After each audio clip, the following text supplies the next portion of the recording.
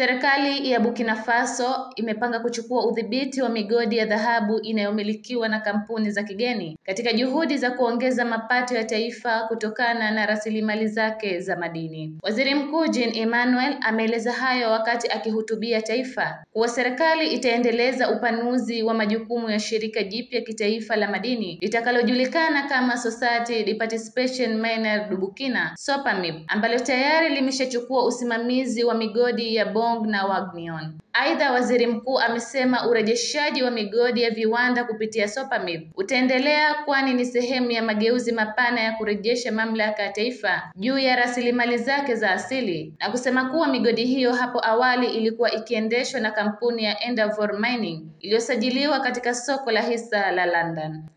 Mwaka 2023, Burkina Faso ilifanyia marekebisho sheria yake ya madini ili kuimarisha usimamizi wa serikali, kutoa kipaumbele kwa wataalamu wa ndani na kuhimiza ushiriki wa wazalishaji wa ndani katika sekta ya madini.